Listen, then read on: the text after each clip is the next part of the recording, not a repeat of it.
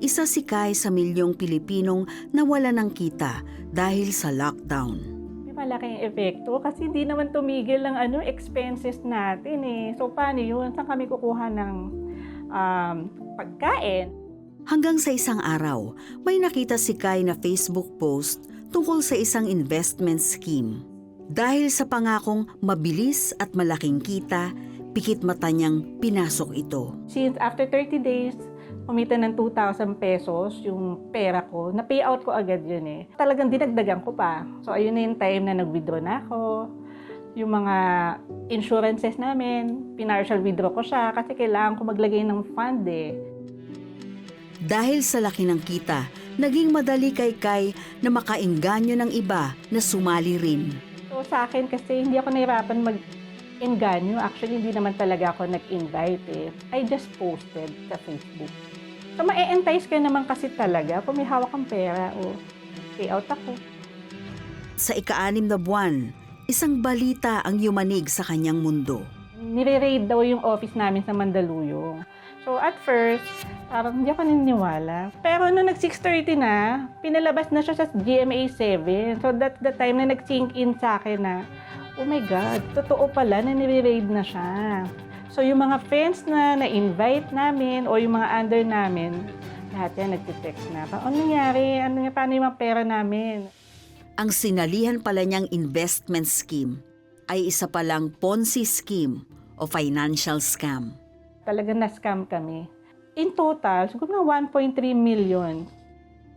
Dahil sa nangyari, naging kaliwat kanan ang galit na natanggap ni Kai mula sa mga taong kanyang nahikayat na mag-invest ng pera. Doon lumabas yung anxiety ko, yung depression ko, especially mga kaibigan mo yan eh. Binayaran ko sila unti-unti. Nagigilty ako, pang feeling ko, kasalanan ko na ngayon nawala rin sila ng pera dahil sa akin. Sa pinakamababang yugto ng buhay na ito ni Kai ay nasumpungan niya ang programang The 700 Club Asia sa telebisyon. Nakapanood ako ng isang segment doon. Parang walang-wala na siya, pero nag-tight siya. Nagbigay siya ng 500 pesos. Then, parang biniless siya ni Lord. So that time, actually, nagbigay ako noon through GCash ng 700 pesos. Yun lang ang laman ng ng online banking ko. Iniyak ko pa yun So, Lord, ito lang talaga Pero tulungan mo ko kasi kawawa yung mga anak ko eh. Nagpatuloy si Kai sa panonood ng The 700 Club Asia at unti-unti niyang natutunan ang kahalagahan ng pagbibigay sa gawain ng Panginoon.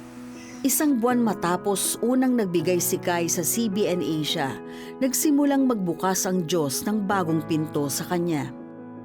I received a call from a friend na, okay, meron akong i-introduce sa yung may-ari ng isang catering. So, pag-usapan natin paano tayo magiging business partner. So, that's the time na nabuo namin si Contemporary Cuisine by Melang. Unti-unting nakabangon si Kai. Bagamat hindi na niya nakuha ang lahat ng perang na scam sa kanya, napalitan naman ito ng panibagong pananampalataya, bagong misyon at bagong pag-asa. At until now, binibless kami. May mga hawak kami mga malalaking companies. Meron din po kaming canteen concessionaire. Nag-pledge ako na monthly meron akong ibibigay.